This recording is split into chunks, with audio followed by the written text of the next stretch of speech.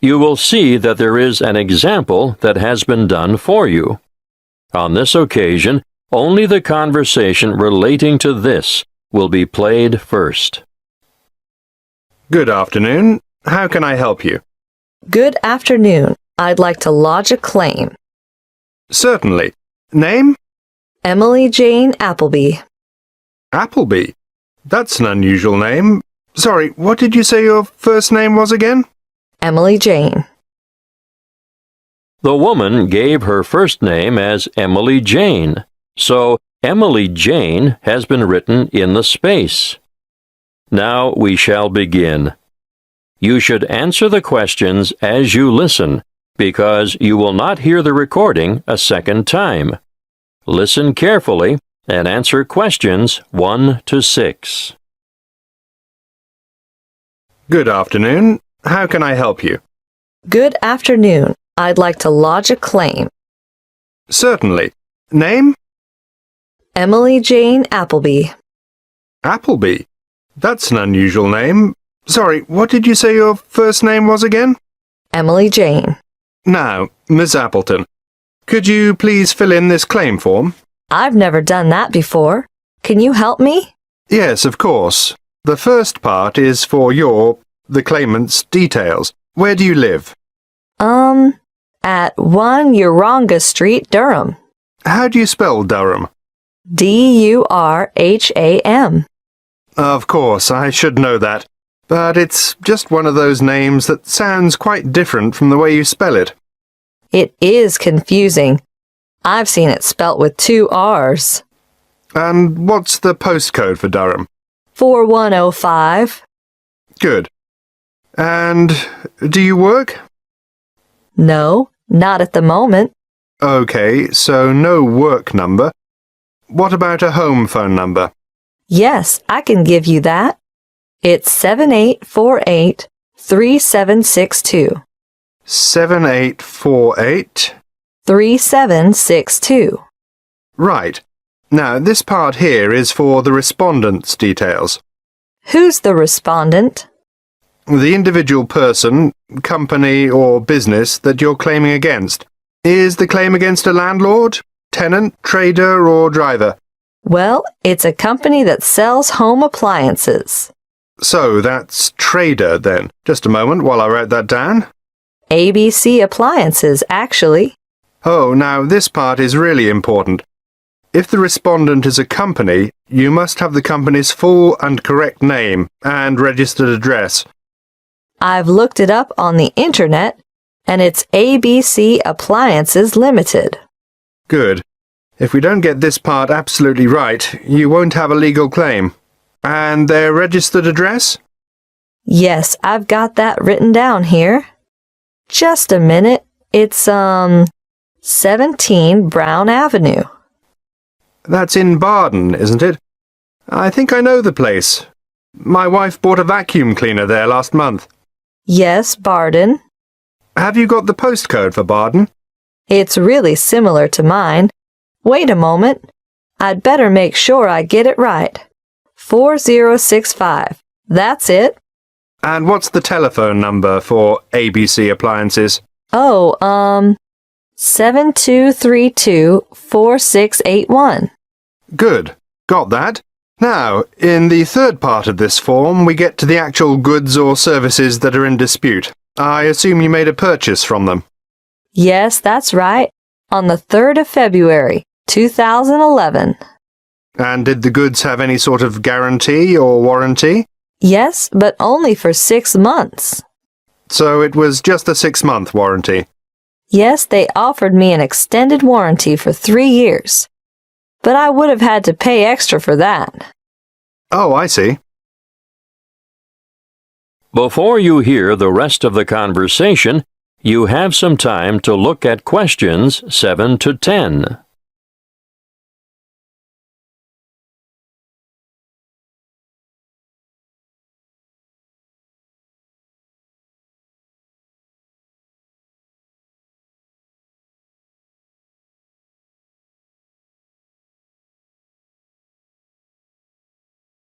Now listen and answer questions 7 to 10.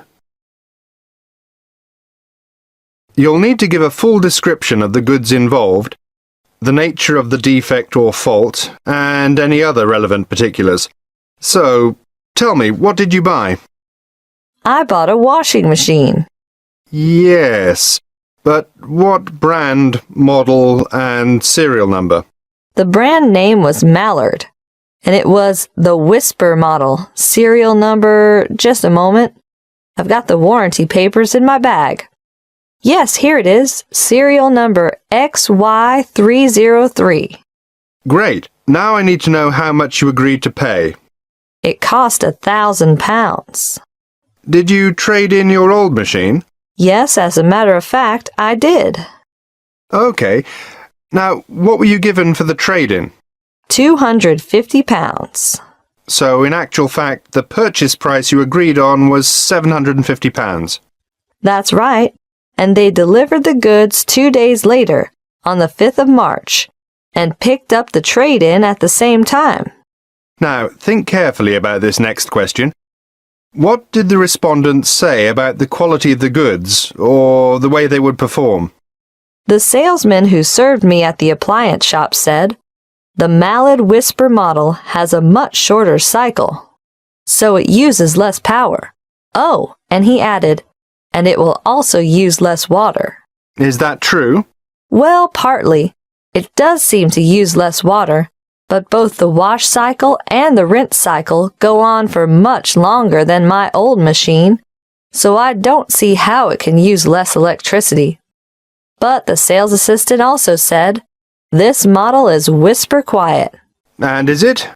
No, not at all. It's so noisy we can't hear the television in the next room.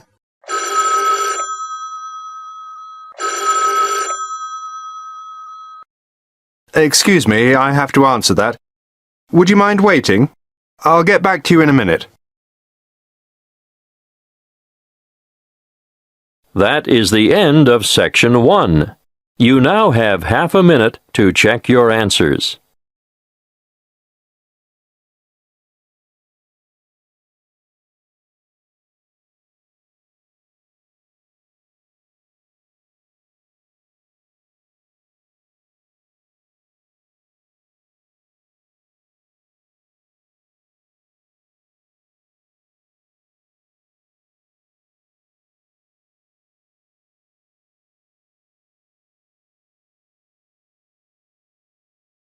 Now turn to Section 2. Section 2.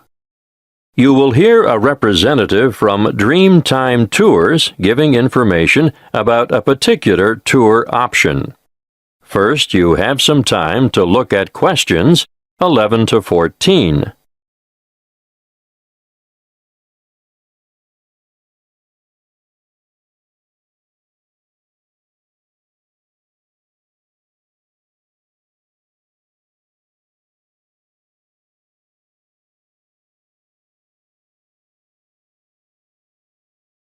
Listen carefully and answer questions 11 to 14.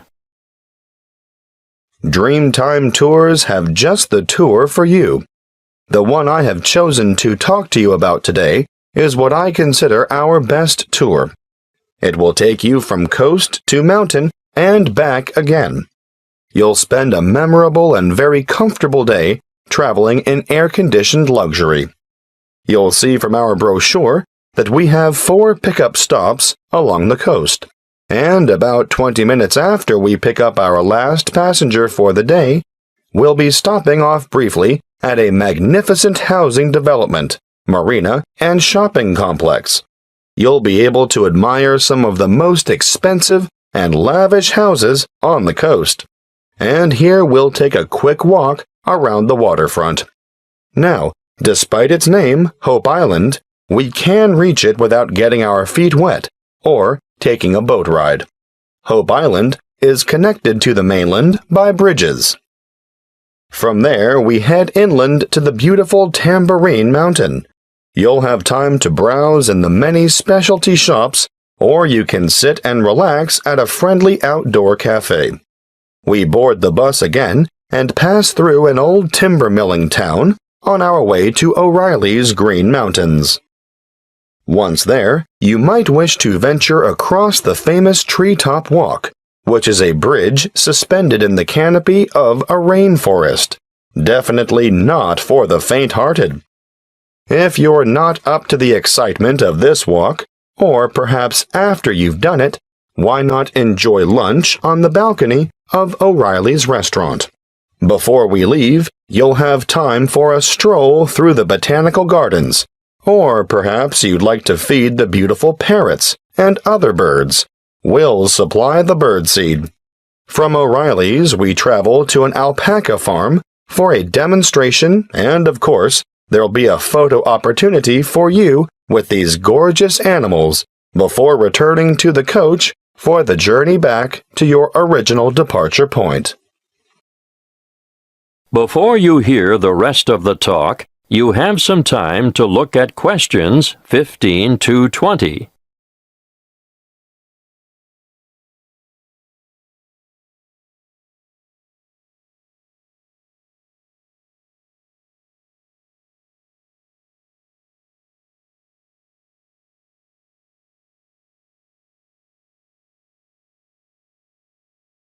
Now listen and answer questions 15 to 20.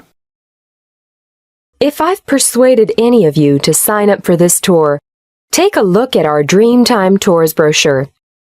You'll see that you can book over the telephone, or you can make reservations through the reception desk. We generally have a member of staff manning the desk from 7:30 a.m. to 9 p.m. every day of the week. Don't hesitate to ask reception staff any questions that you might have about this tour or any other tour, and be sure to make it known if you have any special needs. We'll do our best to make your trip rewarding and worthwhile. If this is the tour you want, be sure to specify Green Mountain Tour, and note that these excursions are full-day tours on 3 days of the week only, Sunday, Monday, and Friday, although we're hoping to have a Saturday tour available by next year. You'll see that fares are extremely reasonable, with each adult paying just $37. Now, that's not bad for a trip of around 280 kilometers, is it? If you want to bring the family, obviously, the Family Pass is great value at $94. That includes 2 adults and 2 children. But if you're an older adult, over 65, in other words, a senior citizen, your fare is discounted too. You'll pay a bit less than the full adult rate. Please note the departure times. We adhere to these strictly. The coach will leave the southernmost point of Coolangatta at 10 to 8 sharp, travel through Burleigh, and on to Surfer's Paradise, which is our most popular pickup point, departing from there at 8:30 in the morning. At 8:45, we make our last pickup at Labrador. May I remind you to dress appropriately for the day? Ladies, no high heels, please. Comfortable walking shoes are what is required, and I always recommend that everyone takes a light jacket because the mountain air can be quite cool compared to the heat and humidity of the coastal regions. Oh, something else I should remind you of.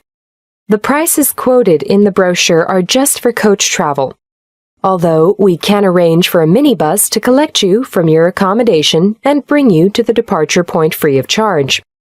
If you want to avail yourself of this service, be sure to let the booking clerk know. You will need to bring along extra cash or a credit card to cover expenses such as optional side trips, food and drink, and, of course, entrance fees to the various attractions. Well, that's all I have time to tell you. If you have further inquiries, please use the phone number on the brochure. That is the end of Section 2. You now have half a minute to check your answers.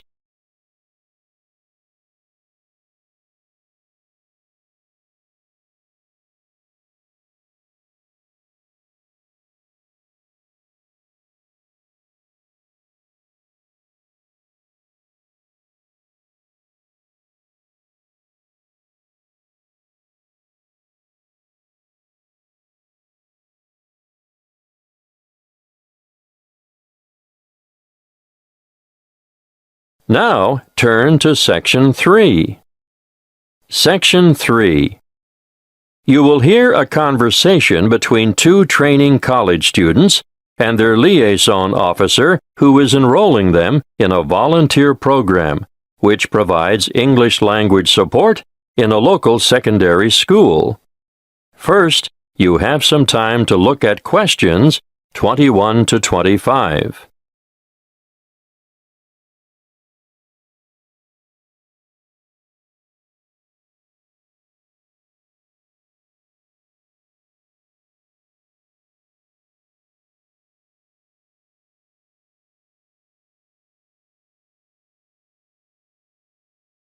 Listen carefully and answer questions 21 to 25. Come in and sit down, Lester. Sharon, I can see you're keen to know more. To start with, I'd just like to say that we value volunteers highly and recognize their importance and assistance in the provision of quality education. Thank you. We're looking forward to helping out. But what exactly can we do? Volunteers can undertake a range of tasks. In general, they enrich the English language program and complement the contributions of salaried staff members. Yes, but what would we do specifically? Oh, a variety of tasks. For instance, you can tutor individual students in reading. I thought that might be the case. But you can also help students edit their written responses. Great. Is that also a one-on-one activity? Oh, yes, definitely. But volunteers are also called on to assist in designated classes. And what exactly would we do there? Well, it depends on the class, of course, but usually you take on the role of an assistant. A teacher's assistant. Yes, that's it. Sounds like fun and good preparation for our own careers. Then, an enormous area of assistance is developing students' organizational skills. Yes, I can imagine that's why some of them are struggling in the first place. There's also the special needs unit. They always need volunteers there. But we have no training in special needs. That's not necessary. These students just really appreciate having any extra attention. Sometimes help with the simplest things, like holding a pen correctly. Well, that's something all able-bodied students should learn. I've noticed some of the strangest pen grips amongst my peers, and I'm sure they must end up with sore hand or shoulder muscles at the end of the day. Yes, I'm sure you're right. The other task I'd like you two to help out with is encouraging and improving the students' work ethic. Oh, I can't imagine that'll be easy. No, but it is important, and I can give you some training in that field. That'll be good. I should also point out that you'll be working alongside quality teachers at times who are not only caring role models, but excellent motivators. Well, we should learn a lot from them. Yes, the teachers you'll be assigned to are innovative and very responsive to the different needs of individual students. If that's true, they must be adept at a variety of teaching styles. Quite right. You know, part of my mission is to forge close partnerships between experienced teachers and trainees like yourselves. As far as I can see, everyone has something to gain from the exchange of information and skills, not just the students you're helping. Before you hear the rest of the conversation, you have some time to look at questions 26 to 30.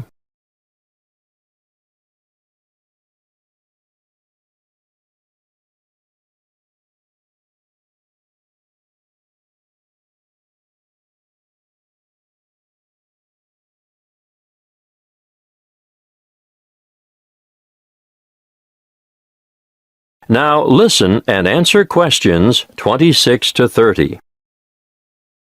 There are a number of interesting developments going on at the moment, and I've chosen you two because of your varied academic backgrounds. Now you, Sharon. I majored in business studies before I came to Teachers Training College. Yes, exactly. Well, I've always been more interested in science, marine biology in particular. Yes, I think it's quite exciting. The school you're going to assist at is augmenting the number of vocational learning experiences offered within its subjects. Educational philosophy these days seems to recognize the importance of increasing practical components in the curriculum. Areas of development being pursued include building and construction, agriculture, business education, and hospitality. But the Marine Studies course is already well developed. Oh, now I see where we fit in. You'll find that the school has an excellent library and audiovisual collection. There are 3 computer laboratories and a special needs network with 6 stations. Ah, they are well equipped. Wait till you see their independent learning center. What's so special about their ILC? They have the most sophisticated self-learning software I've ever seen in this region of the country. Really? Uh-huh. And there's a wide number of extracurricular activities, an extensive sporting program. Oh, sport? Not my thing at all. Well, no, maybe not. But they also promote students' participation in different scholastic competitions. I'm impressed. I think we're going to enjoy this. That is the end of Section 3. You now have half a minute to check your answers.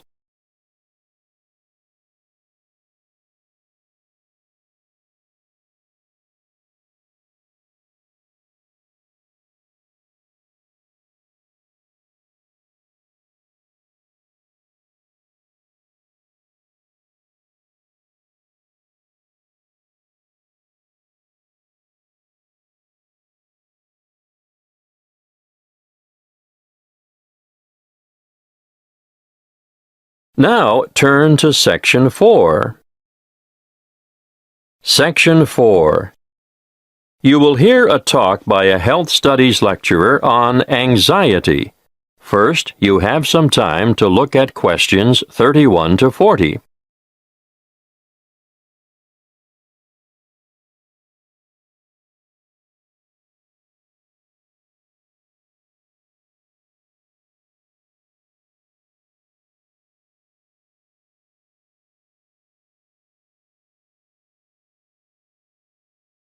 Listen carefully and answer questions 31 to 40. My talk today is on anxiety. Anxiety is something you've all experienced at some time in your life, so you'll know that it's an emotional condition in which feelings of dread, fear, and mental agitation predominate. However, what we call an anxiety state or anxiety neurosis or phobic state, they all mean the same thing, is characterized by anxiety reactions far greater than those normally expected for the circumstances, and these reactions may be severe and prolonged. This is the most common form of neurosis in westernized countries. Usually, normal anxiety decreases with repeated exposure to the feared situation, whereas a neurotic anxiety tends to increase. Gradually, the person is inclined to avoid the feared situation and views it with increasing dread. Sometimes there may be an inherited tendency for this, but usually environmental issues are more important. The individual may have been a worrier throughout life, and a stressful condition, just before symptoms set in, is common. Often there is a gradual build-up of anxiety, possibly for weeks or months before the ultimate break occurs. The precipitating cause is usually one of great significance to the patient, often related to personal events, such as bereavement, a breakup, threats to career, health, or personal integrity. What are the symptoms of phobia? Well, phobic states often develop into severe, crippling challenges that can be very difficult to overcome. The person develops a fear of certain situations. It's not uncommon to have one or more of these present at the same time. I'm going to name some frequent phobias and give you a description of their symptoms. Let's start with agoraphobia, which is when the person has an intense anxiety about venturing outside the safety of the normal home surroundings. It may be impossible for this person to ever go out alone. Their fear of public or open spaces is completely irrational, and they often end up leading very secluded lives. Claustrophobia, on the other hand, is a morbid fear of closed-in areas or places. If you see me taking the stairs instead of the lift, think about it. Am I trying to get more exercise, or am I trying to avoid the confined interior of the lift? And I'm sure you all know people who are afraid of flying. Sometimes it's the fear of being enclosed in the aeroplane itself, and you can imagine how the cramped confines of airline toilets are really bad news for these sufferers. Now I'll move on to discuss social phobia, which, believe it or not, is more common in men. It's an acute anxiety that develops when they are in the presence of others. They feel self-conscious, apprehensive, and embarrassed. If attention, real or imagined, is focused on the sufferer, he becomes uneasy and may blush, stammer, or stutter. Some sufferers even develop tremors, shaking or trembling movements of a part or parts of the body. Or another very common sign of their extreme discomfort is that they perspire profusely on their palms, under their arms, or on their feet. That brings me to the last one that I want to mention today, and that is single phobia. And no, it's not a fear of lifelong bachelorhood. This one is actually precipitated by an acute aversion to dogs, cats, spiders. You may have heard of the term arachnophobia. Well, it applies specifically to spiders, but any single thing can basically cause a strong aversion. Snakes, frogs, mice, or rats, for instance. I can assure you the list is unlimited. You name it, and someone is sure to have a phobia about it. Some people are terrified of the dark, for example, and I'm not talking about young children here. You'd be surprised how many adults are afflicted in this way. Well, I see our time is up. Next week I'll go into some of the treatments and therapies for phobias that have been used over the ages, and some of the relatively new drugs that have recently come on the scene. That is the end of Section 4. You now have half a minute to check your answers.